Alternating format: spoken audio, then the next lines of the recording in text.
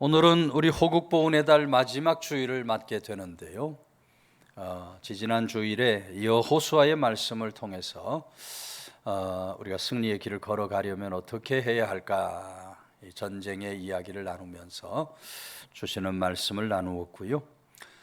오늘은 여호수아 다음에 기록되는 이 사사기의 말씀 중에 에훗에 대한 이야기입니다. 우리 흔히 나누는 말씀은 아닙니다만은 에훗을 통해서 들려주시는 하나님의 말씀, 이 영적 전쟁에서 우리가 승리하려면 어떤 마음가짐과 자세를 가지고 살아야 할까? 오늘 하나님의 말씀을 통하여 들려주시는 메시지를 듣게 되는데요. 같이 읽은 15절 말씀을 보면 이스라엘 자손이 여호와께 부르짖음에 여호와께서 그들을 위하여 한 구원자를 세우셨으니 그는 곧 베냐민 사람 게라의 아들 왼손잡이 에훗이라. 이스라엘 자손이 그를 통하여 모압 왕 에글론에게 공물을 바쳤다 하는 말씀이 기록이 됩니다. 이 영적 지도자였던 대사사 온니엘이 죽게 됩니다. 온니엘이 죽고 난 후에 이스라엘이 또다시 하나님 목전에서 악을 행하는 거예요. 하나님만 섬겨야 하는데 우상을 숭배하면서 하나님 보시기에 심히 악한 죄를 저지르는 겁니다. 그래서 하나님께서 그때 모압 왕 에글론을 강성하게 하셨다. 오늘 같이 읽은 12절 말씀을 보면 에글론을 강성하게 하셨는데, 그렇게 강성하게 하신 이유는 바로 이스라엘 백성들을 대적하게 하기 위하여 강성하게 했다. 13절 말씀 보면 에글론이 암몬과 아멜렉 자손들을 모아서 이스라엘을 쳐들어옵니다. 이스라엘을 쳐서 종려나무 성인 여리고를 점령하는 거예요. 그리고 이 백성들을 무려 18년 동안 다스리는 거예요. 이스라엘 백성들이 18년 동안 모압 왕 에글론에 의해서 모진 고난의 세월을 맞게 되는 겁니다. 이 고통과 이 괴로움의 세월 속에서 저들이 다시 하나님을 향해서 부르짖어 기도하고 간구하기 시작합니다. 15절 말씀이죠. 부르짖어 간구하니까 하나님께서 베냐민 사람 게라의 아들 에훗을 들어 쓰시는 겁니다. 이 에훗이라고 하는 이름의 뜻은 칭찬받는 자라는 그런 의미의 뜻을 가지고 있어요. 베냐민 족속 가운데서 칭찬받는 에훗을 하나님께서 들어 쓴 겁니다. 그런데 이 에훗이 왼손잡이였다라고 기록을 하고 있어요. 여러분, 이 베냐민 지파의 베냐민이라고 하는 말은 히브리 원어로 보면 오른손의 사람이라는 뜻을 갖고 있어요. 그러니까 베냐민 사람들은 아마 대부분 다 오른손의 사람이었던 것 같아요. 오른손잡이 사람들 가운데서 하나님께서 하필이면 왼손잡이 에훗을 들어 사용한 겁니다. 에훗은 베냐민 지파 사람들과 달리 조금 특이한 사람이고요. 베냐민 사람들이 바라볼 때는 왼손잡이, 부족하고 연약해 보이는 사람이었어요. 근데 그럼에도 불구하고 하나님께서는 그렇게 부족하고 연약해 보이는 사람을 들어서 귀하게 사용을 하셨다. 이스라엘을 건져 구원하는 사사로 들어 쓰셨다. 여러분, 오늘 우리들은 예수 그리스도 구속의 은총으로 말미암아 하나님의 자녀들이 된 사람들입니다. 그러나 우리가 하나님 자녀 되기 전에 우리 모습을 바라보면 정말 죄악됨이 많았어요. 너무너무 연약하고 보잘것없고 부족함이 많은 존재였어요. 우리 인생이라는 존재가 보잘것없고 연약한 그런 존재적 삶을 살아가고 있는 겁니다. 그래서 프랑스 어느 작가가 이런 말을 했어요. 결국 인생이란 너나 할 것 없이 대소변 가리는 것을 배워 자랑스러워하다가 사는 날 동안 대소변을 내 손으로 가리는 것으로 마감하는 것이 우리 인생이다. 어떻게 보면 여러분, 세상 살아가면서 우리가 뭐 그렇게 자랑할 만한 것이 있는 것이 아닙니다. 오늘 우리가 이 세상을 살아가는 동안에 그렇게 욕심에 매여서 살아갈 필요도 없는 거예요. 우리 인생 자체만 바라보면 아무런 은혜의 근거도 없고 아무런 축복의 조건도 없습니다. 내세울 만한 것이 아무것도 없는 거예요. 그래서 고린도전서 1장 28, 9절에서 사도 바울은 하나님께서 세상에 천한 것들과 멸시받는 것들과 없는 것들을 택하여 있는 것들을 폐하려 하시나니 이는 아무 육체도 하나님 앞에서 자랑하지 못하게 하려 하심이라. 어떤 육체가 하나님 앞에서 자랑할 수 있겠습니까? 여러분, 바울 사도는 사도의 길을 걸어가면서 육체의 가시가 있었어요. 하나님 앞에 나가서 3번이나 하나님 제발 이 몸의 육체의 가시를 제거해 주십시오.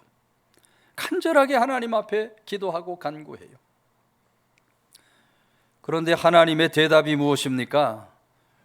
고린도후서 12장 9절 말씀 보면 내 은혜가 내게 족하도다. 이는 내 능력이 약한 데서 온전하여 짐이라. 하나님의 능력이 약한 데서 온전해진다 그랬어요. 그래서 여러분, 바울 사도 어떻게 고백해요? 나의 여러 약한 것을 인하여 오히려 나는 자랑하노라. 자랑한다. 이는 그리스도의 능력이 내게 머물려 하려 하심이라. 그러므로 내가 그리스도를 위하여 약한 것들과 능력과 궁핍과 박해와 곤고를 기뻐하노니 이는 내가 약한 그때가 강함이라. 믿음의 고백을 하고 있는 것을 보게 되는 겁니다. 바울 사도 약함을 통하여 승리의 역사를 이루어 간 줄로 믿으시기를 바랍니다. 오늘 우리들도 우리 인생의 연약함을 고백하고 우리 인생의 연약함 가운데 하나님이 함께 하시고 주님께서 나와 머물러 주실 때 승리의 길을 걸어갈 수 있다. 바울과 같이 우리 연약함을 오히려 자랑하고 연약함이 오히려 강함임을 믿으면서 영적 승리의 길을 걸어가야 할 줄로 믿으시기를 바랍니다. 우리나라 대한민국의 존경받는 목회자면서 성서학자인 이상근이라는 목사님이 계십니다. 우리 대구제일교회도 오래전에 우리 성지순례 권사회에서 다녀왔습니다마는 이상근 목사님은 우리 노회 소속 연동교회 원로 목사님이신 이성희 목사님의 아버님이 되셔요. 총회장을 다 지내신 분들인데 이 이상근 목사님 주석도 썼고 제가 신학 시절에 이상근 박사로 우리가 흔히 이야기를 했고 그 주석을 많이 보고 공부를 했습니다마는 이 이상근 목사님 16살 되던 해에 그만 발에 병이 나게 됩니다. 발병이 나게 돼요. 발을 제대로 짚고 걸을 수가 없는 겁니다. 그래서 어린 이상근이 대구에 가면 달성공원이 있어요. 저도 대구 출신이기 때문에 달성공원 여러 번 가봤습니다마는 달성공원 누티나무에서 40일 동안 작정 기도를 드려요. 하나님 이 발병 낫게 해주십시오. 40일간 작정 기도를 하는데도 병이 낫지 않고 점점 더 심해집니다. 3년 동안 제대로 걸을 수가 없으니까 학교 갈 나이인데 학교도 못 가고 집안에 갇혀 지내는 거예요. 설상가상 어머니가 한방약을 사가지고 그것을 붙인 것이 도리어 덫이 나가지고 이상근이 그만 대학 진학도 못하고 검정고시로 대학 입학을 하는 거예요. 근데 그렇게 바깥 출입을 못하니까 발에 병이 나서 걸을 수 없고 바깥 출입을 못하니까 이상근이 집에서 뭐를 하냐면 집안에 앉아서 계속 성경만 보게 되는 거예요. 성경만. 얼마나 많이 성경을 봤느냐, 나중에는 성경을 거의 외우다시피 할 정도로 성경을 많이 공부하는 거예요. 그래서 3년 동안 그렇게 열심히 성경을 읽으면서 후에 위대한 성서학자가 되는 거예요. 자기 이름으로 주석을 낸다고 하는 거 쉬운 일이 아닌데, 자기 이름으로 주석을 내는 성서학자가 되는 거예요. 이상금 목사님 60년 동안 자신의 가시인 발로 고통을 당하면서 제대로 걷지도 못하면서 그렇게 일평생을 살아갑니다. 평생 그 가시 때문에 어렵고 힘든 생애를 살아간 거예요. 근데 여러분, 이 목사님이 1993년에 은퇴를 하시면서 어느 외과 의사의 권유로 그 발을 한번 수술해 보면 좋겠습니다. 그래서 여러분, 발을 수술을 하다 보니까 발 뒤꿈치에서 1cm의 머리카락 굵기 철사가 하나 나오는 겁니다. 어렸을 때 맨발로 다니다가 철사에 찔린 것이 속에 들어가서 그것이 평생 이 목사님에게 가시가 됐던 거예요. 이상금 목사님이 발 수술을 마친 후에 이 철사를 손에 들고 하는 말이, 이 철사가 나의 가시가 되어서 60년 동안 나를 찔렀으나 내가 대성서학자가 된 하나님 은혜의 도구였습니다. 하나님 은혜가 내게 족합니다. 믿음의 고백을 드렸다는 것입니다. 여러분, 오늘 우리가 인생을 살아가면서 누구에게나 인생의 가시가 있습니다. 오늘 나는 어떤 가시를 가지고 어떤 가시를 품고 살아가고 있는가? 우리 모습을 겸허히 돌아볼 수 있어야 해요. 나를 약하게 하는 가시가 도대체 무엇인가? 여러분, 내 인생 속에 가시가 있다 할지라도 성도는 그 가시를 원망 불평으로 삼아서 안 됩니다. 하나님은 그 가시를 통해서 우리에게 은혜의 역사를 주시는 줄로 믿으시기를 바랍니다. 하나님은 이 가시를 통해서 하나님을 더 의지하게 하고, 이 약함을 통해서 하나님 의지함으로 더 강한 삶을, 승리의 역사를 이루며 살아가기를 원하시고 기대하시는 하나님. 오늘 우리 모두 애국과 같이 연약함이 있어도, 바울 사도와 같이 가시가 있어도 넉넉히 이 약함과 가시로 영적 전쟁에서 이기고 승리하는 삶을 살아가는 귀한 주의 권속들 다 되시기를 주의 이름으로 축원해 드립니다. 16절 말씀 보면 에웃이 길이가 한 규빗 되는 좌우의 날선 칼을 만들어 그의 오른쪽 허벅지 옷 속에 찼다 그랬어요. 여러분, 15절 마지막 부분 말씀 보면 당시 이스라엘 자손들 모압 왕 에글론에게 공물을 바칠 때 사사 에웃을 통해서 공물을 바쳤다 이렇게 되어 있어요. 근데 그 에웃이 길이가 한 규빗, 한 규빗이 얼만큼의 크기라 그랬죠?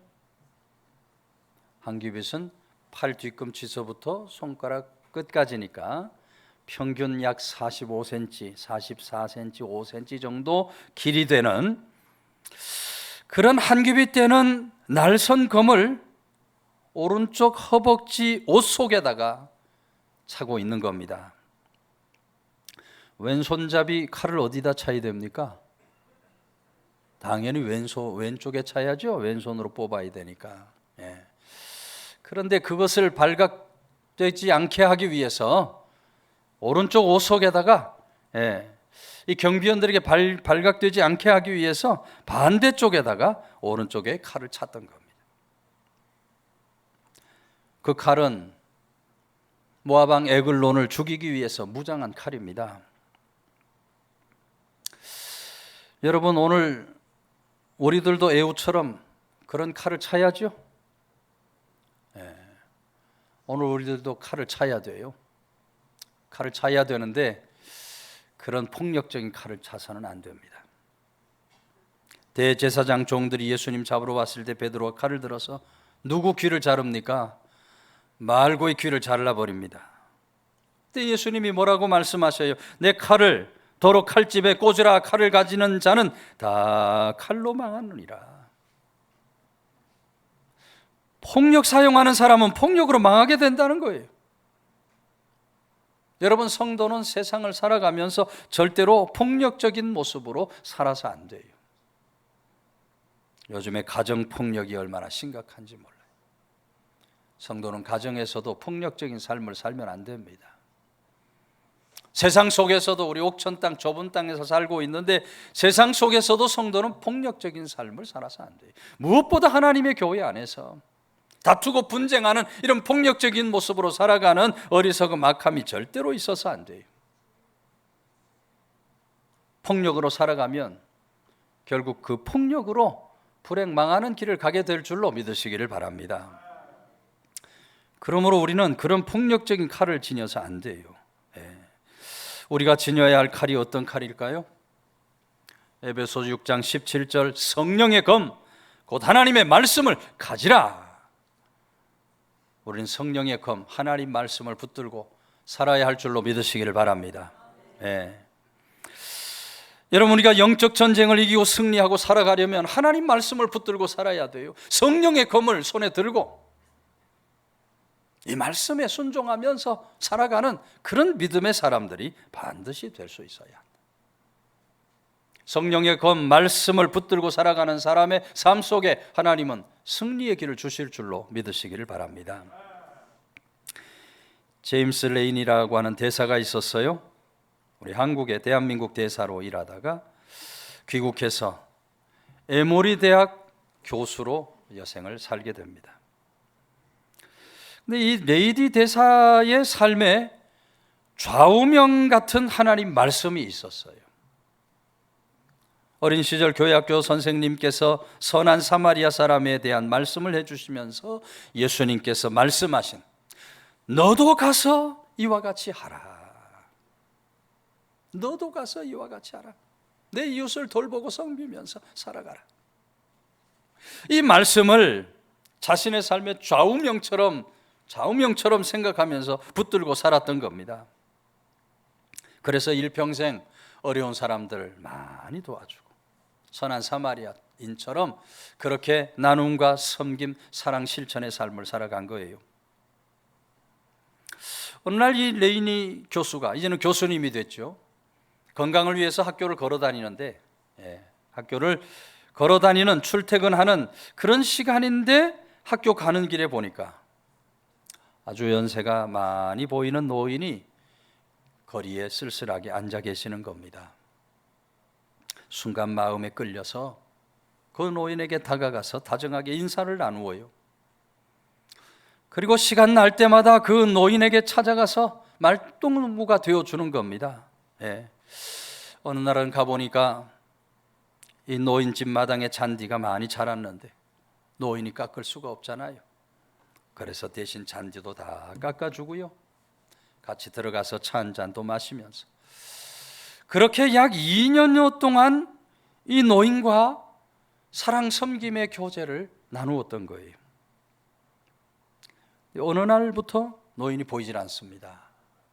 어찌된 일인가 수소문해 보니까 노인이 돌아가셨다는 거예요. 곧장 장례식장에 가서 조문을 하면서 조문하는 순간 깜짝 놀라게 됩니다. 그 노인이 어떤 분이냐면 바로 코카콜라 회사의 전 회장이셨어요. 레이니 교수가 그런 사실을 전혀 알지 못한 채 그저 노인과 교제를 나눈다 생각하고 교제를 한 겁니다. 레이니가 조의를 표하자 회장님께서 당신에게 남긴 유서가 있습니다 하고 가족이 건넵니다. 유서를 펼쳐보니까 당신은 2년 동안 내 집 앞을 지나면서 나의 말벗이 되어준 친구입니다. 우리 집들의 잔디도 깎아주고 커피도 나누어 마셨던 나의 친구 레이니에게 고마웠습니다. 나의 친구에게 25억 달러와 코카콜라 주식 5%를 유산으로 남깁니다. 그랬어요. 25억 달러면 얼마입니까? 25억만 해도 대단한 건데 25억에다가 1,300, 400 곱해야 되니 어마어마한 돈을 유산으로 받은 거예요. 여러분, 실제로 있었던 이 실화의 이야기가 우리에게 무엇을 말해줍니까? 말씀을 붙잡고 살면 승리의 길이 열릴 줄로 믿으시기를 바랍니다. 말씀을 붙들고 살아가는 사람을 하나님이 돌아보시고 그런 사람에게 이런 놀라운 은혜 축복을 부어주시는, 영적으로 이기고 승리토록 역사해 주시는 그런 좋으신 하나님이 되신다. 그래서 오늘도 우리 옆에 있는 분 한번 인사합시다. 말씀에 순종하며 삽시다.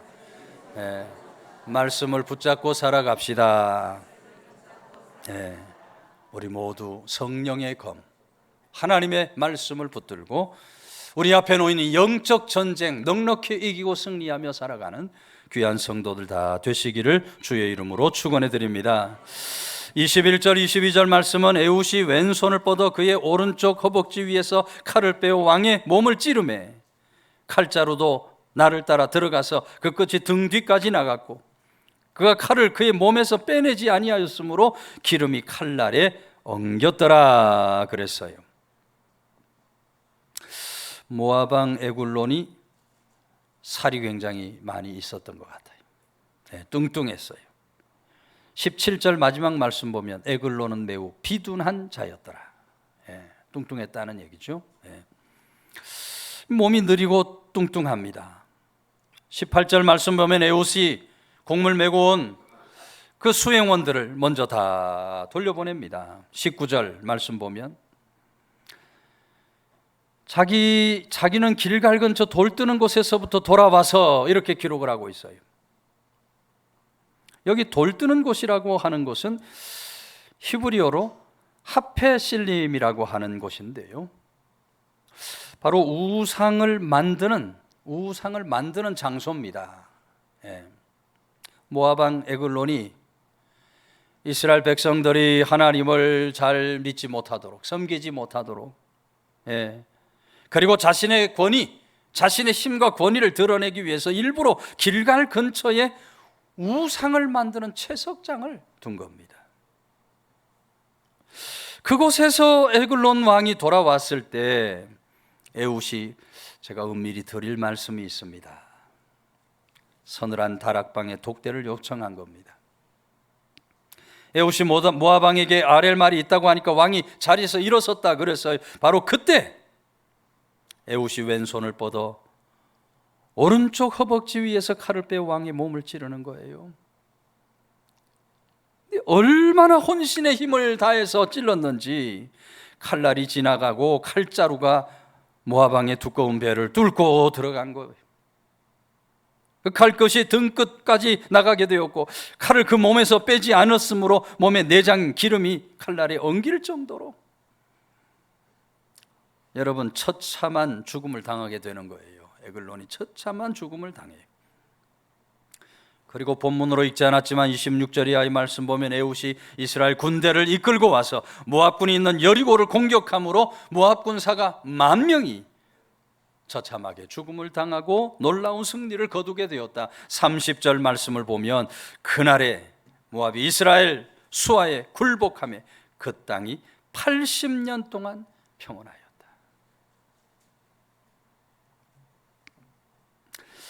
여러분, 영적으로 보면 에훗과 이스라엘 백성들에게 있어서 저들을 핍박, 박해, 학대하는 모압 왕은 마귀 사단의 권세와 다르지 않아요. 마귀 사단의 권세와 다르지 않아요. 여러분, 오늘 우리 삶 속에서도 마귀 사탄의 역사가 얼마나 많이 일어나는지 모릅니다. 오늘도 우는 사자처럼 마귀 사탄은 삼킬 자를 찾아 두루 헤매고 있어요. 교회 안에서, 교회 밖에서 악한 원수 마귀는 우리를 넘어뜨리고 실족해 하려고 온갖 계획을 부리고 있어요. 성도를 불화하게 만들고 다투고 분쟁하게 만들고 우리가 평안하게 기쁨 감사 가운데 살지 못하도록 마귀 사탄은 계속해서 우리 삶에서 역사를 하고 있어요. 여러분, 이 마귀 사탄의 권세에서 우리가 이기고 승리하려면 어떻게 해야겠습니까? 마귀 사탄의 권세를 물리치고 승리하려면 어떻게 해야 돼요? 야고보서 4장 7절 말씀이 이렇게 말해요. 그런즉 너희는 하나님께 순복할지어다. 마귀를 대적하라. 그리하면 너희를 피하리라. 마귀는 대적해야 할 줄로 믿으시기를 바랍니다. 마귀는 물리쳐야 돼요. 마귀를 어떻게 대적하고 우리가 물리칠 수 있겠습니까? 하나님 말씀은 오직 예수 그리스도의 이름으로, 예수 그리스도의 이름 앞에 마귀는 물러가고 떠나가게 될 줄로 믿으시기를 바랍니다. 예수 그리스도의 이름으로 우리는 마귀 사탄을 물리치고 대적할 수 있어야 돼요. 그럴 때 마귀 사탄은 우리를 피하여 도망간다 했어요. 1929년 11월 3일 전남 광주에서 광주 학생 사건이 일어납니다.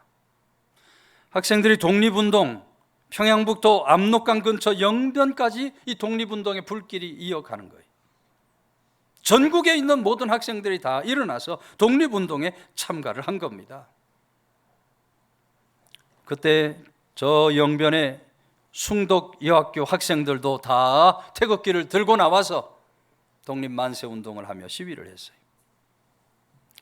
시위를 진압하던 이 아무개라는 형사가 여학생 하나를 잡아 몽둥이와 총대를 휘두르며 이렇게 말합니다. 너는 시집이나 가서 아이나 낳고 살지, 네가 뭘 안다고 독립운동을 하느냐, 가소롭기 짝이 없다. 그때 이 여학생이 일본에 충성하는 우리나라 형사를 노려보면서 이렇게 말합니다.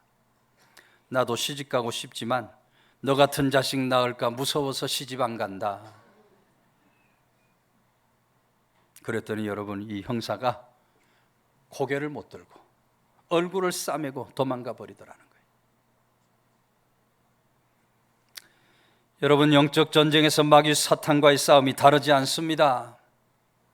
오늘 우리가 마귀를 대적하면, 마귀를 물리치면 마귀는 반드시 피하여 도망가게 되어 있어요.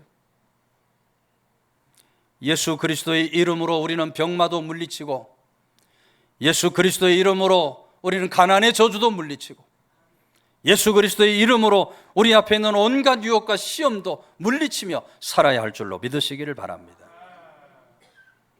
호국 보훈의 달을 보내면서 우리 삶에 역사하는 마귀 사탄 대적하고 물리치면서 영적 전쟁에서 이기고 승리하는 삶을 살아가는 귀한 성도들 다 되시기를 주의 이름으로 축원해 드립니다.